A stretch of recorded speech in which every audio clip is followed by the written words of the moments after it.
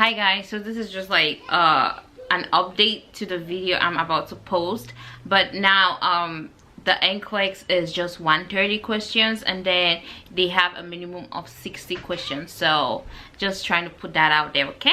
Okay, what's up guys, welcome back to my channel. This is Kelly here, back with another video. So before I get into this video, you obviously already saw the title, how to pass the NCLEX, and since we're in the whole health field, I just wanted to take this opportunity to tell you all that as a nurse, we are trying our absolute best to be part of the workforce that is taking care of the society at this time in our lives that we are struggling with a new outbreak of a completely new virus. I just want to say you guys should be please careful as you're out there. I know it is hard to stay in your homes 24/7.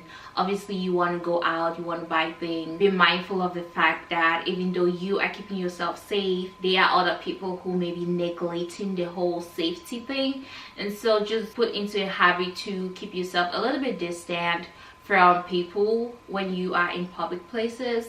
Keep in mind to wash your hands every single time and be protective of yourself. So the NCLEX, what is the NCLEX? The NCLEX is a national exam, a national board exam that is written in the United States if you want to become a nurse. For my school, we were asked before our final semester to do 1,000 questions, 1,000 NCLEX questions during the fall. I'm not one person that I'm hardly faced with anything. I like to do everything under pressure, which is not a good thing, I know, but I feel like I outdo myself when I'm under pressure. But it worked for me. For those who don't usually have to do this, for those who need to study extra hard, I would tell you to start studying now if you plan on taking the NCLEX in like 7, 6, 5 months, blah blah blah.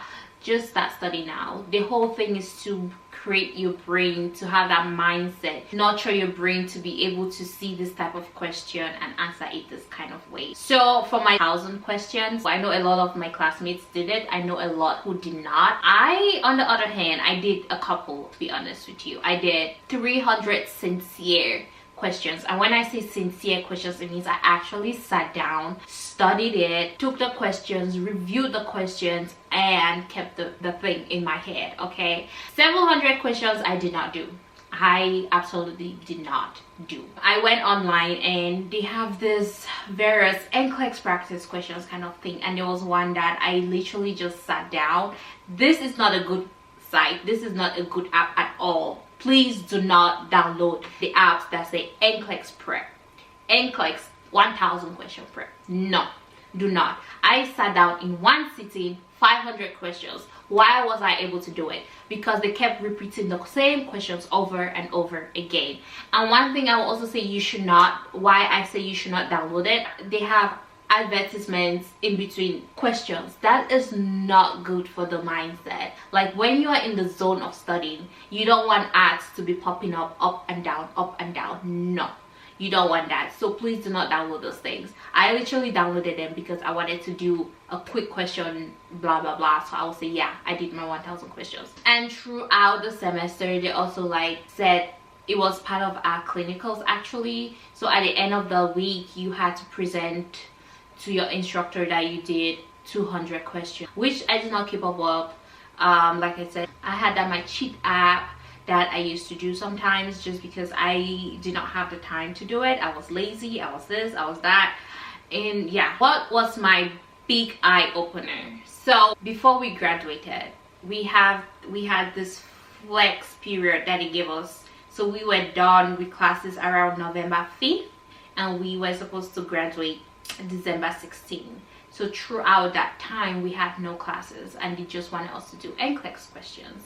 So what happened was between that time they set up what they call ATI testing, which is supposed to tell you how you would do on the NCLEX. It's 100 and something question and I flunked it. I had like 57% on the exam itself and I had, was it 31% of passing? 31% chance of passing.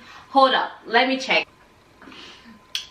according to the exam, I had just 31% chance of passing the NCLEX. Yeah, I had 31% chance of passing the NCLEX. I was mortified. I was scared.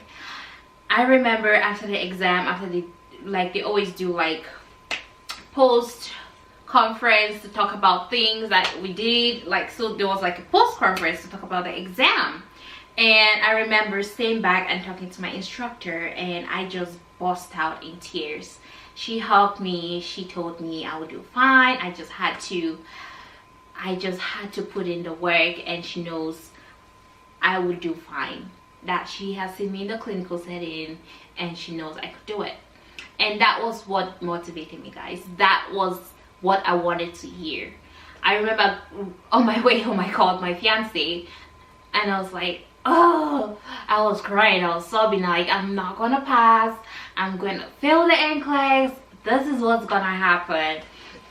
But guys, you know what's funny? I still did not take my studies seriously. That is so crazy. Who does that? So the first 3 days after the exam, I kept saying, oh, I just want to relax my head from the shock I had from the ATI.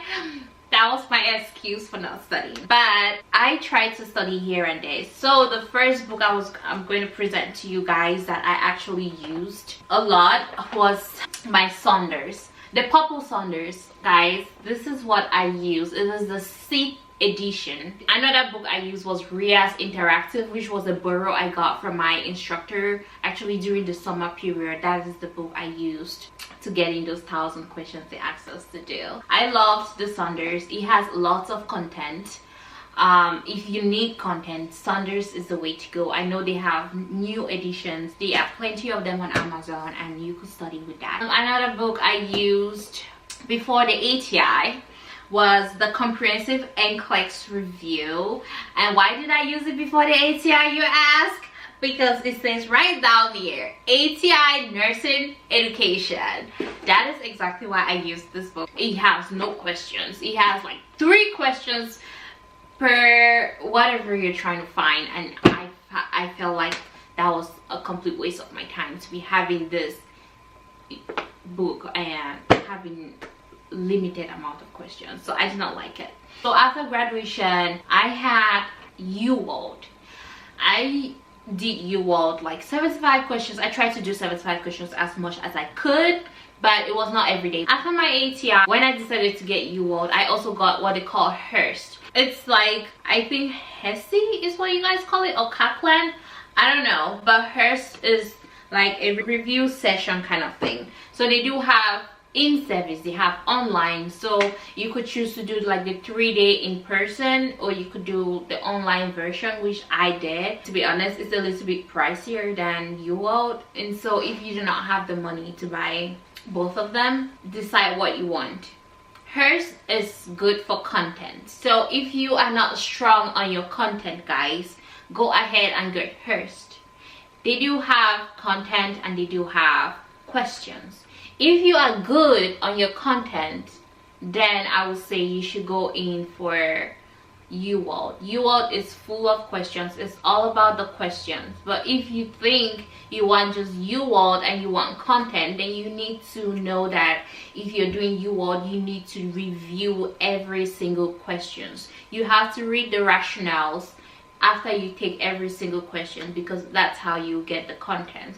But for hurst, which I used quite a lot, I did the entire review. For hurst, they do give you review videos, and it's divided into sections. So you have like the core content and you have the specialty content, like maternal child, neuro, pediatrics, psych, management of care. To be honest with you, for these specialty areas, I did not use my hurst. Like maternity and pediatrics, they did not have content. They did not have the content I was looking for.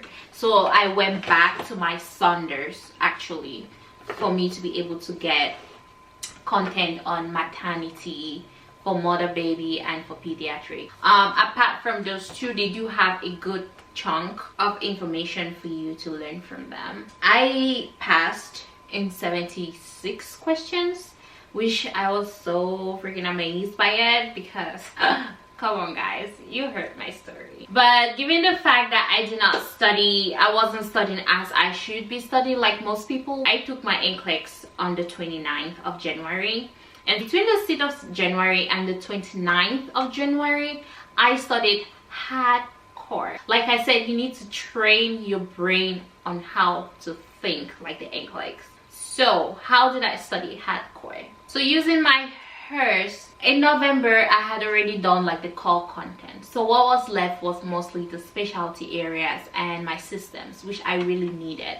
So using my hurst, I went hardcore in that I watched every single video under my systems and answered every single question. Mind you, hers has about 2,000 questions.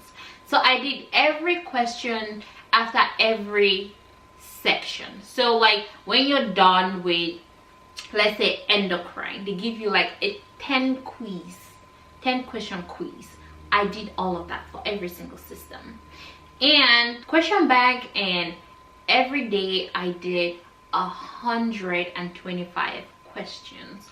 Some days I did more than 125 questions. So like some of the areas I will feel like, oh, hers has not the kind of questions I want to see, so I will switch to uworld and I will answer a couple on uworld. And so that's how I played along both of them. The day I had to write, I went down the day before, and I'm that kind of person that if I have something due, like an exam for the next day, I feel so guilty if I just sit doing nothing. So I literally just went through my past questions that I had been doing and went through every single one of them that I had gotten wrong, to just like glance through. I did that. After coming back from the pool, you know, I had to still relax. But guys, NCLEX is not that frightening. If you study for it, you will be able to pass. You need to set your mind frame. You need to train your brain to be able to think NCLEX, sleep NCLEX, eat NCLEX. You know, that's what they usually tell us in nursing school. But yeah, it is not like a big scary thing. When I entered the NCLEX room, I was nervous. My hands were literally sweating because I was nervous. But I remember just clicking through, like if I did not know an answer and I felt like, oh, this looks like it's going to be the right answer, I clicked it. If you have any questions concerning nursing school, concerning studying for the NCLEX resources and things like that, reach out to me. I'll try my best. I know during this time of the COVID, I think most of the Pearson VUE locations are probably closed, but it still doesn't mean you should give up on your studying. I think you should actually use this opportunity to study a little bit every day. And yeah, if you like this video, give it a thumbs up, comment, ask questions about anything. I'm always open to answering as many questions as possible, and I'm here for you guys. This is a very tough time, and so I'll try to do videos to entertain you. Do not forget to like, subscribe, and comment. Bye guys, love you.